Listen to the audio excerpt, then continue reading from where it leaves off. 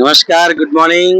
આજે સોમવાર 16 તારીખે આજે અમારા બસુ પગાર કેન્દ્ર શાળા નંબર 1 ની અંદર પ્રીતિ ભોજન એટલે કે સ્નેહ ભોજનનો એક અનેરો અવસર આજે અમારા સમગ્ર શાળા પરિવાર બાળકો એસએમસી અમે બધા ઉજવી રહ્યા છીએ.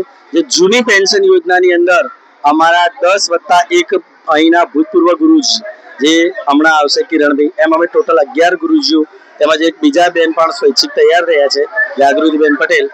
આમાં અમે 12 ગુરુજીઓ ભેગા થઈ અને આજે સમગ્ર બાળકોને પ્રીતિ ભોજનનું અહીં આયોજન કર્યું છે. આજે શાળાની અંદર બહુ જ હર્ષ અને ઉલ્લાસનો કાર્યક્રમ છે. મહેમાનો માટે અહીં અલગ વ્યવસ્થા છે, મહેમાનો આવી રહ્યા છે. તમે જોઈ શકો છો કે અમારી બાળાઓ તૈયાર થઈ રહી છે. પેલી બાજુ અમારું ભોજન અત્યારે અમારી એસએમસી પણ અમારા સાથે અહીં છે. અમારા ગુરુજીઓ પણ આયોજનમાં અહીં કટિબદ્ધ અમારી સાઉન્ડ સિસ્ટમમાં પણ અમારા ધીમું મ્યુઝિક વગાડી રહ્યા છે. એ તમે જોઈ શકો છો, સાંભળી શકો છો. ત્યાં અમારો એમડીએમનો સ્ટાફ પણ મતલબ તૈયાર છે વાસણ ઉટકવામાં નહીં. મતલબ અહીં તમે જુઓ છો કે સમગ્ર શાળા પરિવારની અંદર એક આનંદ, એક હર્ષની લાગણી અહીં તમે જોઈ શકો છો.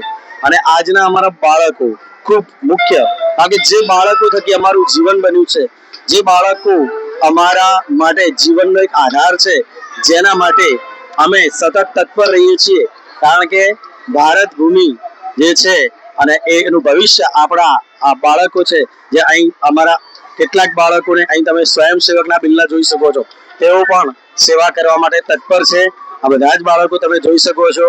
મતલબ અહીં શાળા પરિસરની અંદર એક વ્યક્તિ, એક વિદ્યાર્થી આજે તત્પર છે આજના પ્રોગ્રામને સફળ બનાવવા માટે. અમારા મુખ્ય મહેમાન ટૂંક સમયની અંદર પ્રવેશ દ્વારમાંથી પ્રવેશ કરવાના છે.